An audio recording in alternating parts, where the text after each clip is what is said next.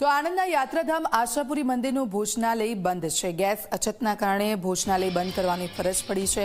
ચૈત્રી નવરાત્રિને કારણે હજારો ભક્તો ત્યાં આવી રહ્યા છે। ભોજનાલય બંધ થતાં યાત્રાળુઓને હાલાકી ભોગવવાનો વારો આવ્યો છે। ભોજન બનાવવા માટે પૂરતો ગેસનો જથ્થો નથી મળી રહ્યો। યુદ્ધના કારણે વર્ષોથી ચાલતું ભોજનાલય બંધ કરવું પડ્યું। ગેસની તકલીફને લીધે થોડીક મંદિરમાં પણ તકલીફ છે। હવે દેશમાં અત્યારે તકલીફ છે, બીજા દેશનું યુદ્ધ ચાલે છે, એટલે થોડુંક આપણે બી સમજીને કામ કરીએ। સરકાર બી એમના પ્રયત્નો કરે છે, બરાબર છે। થોડાક ટૂંક સમય માટે છે, એટલે એ પણ આપણે સમય પસાર થઈ જશે, એટલે દરેકને ભોજનનો પણ લાભ મળશે।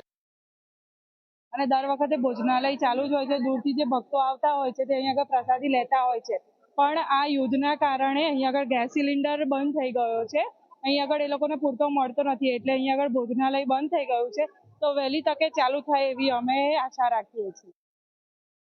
ભોજનાલય ચાલે છે, એટલે અહીંયા જે યાત્રિકો આવે તો સોમથી શનિ સુધી પર ડે 1000 હોય અને રવિવારે 3 થી 4000 માણસ અહીંયા ભોજન લેતું હોય છે।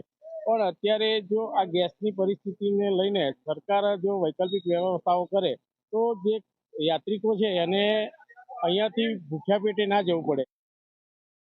ક્ષેત્રનું કારણ એવું છે કે ગેસનો પ્રોબ્લેમ હોવાથી ગેસની બોટલોનો, અને એના લીધે ભાવિક ભક્તોને તકલીફ પડે છે જમવા માટેની।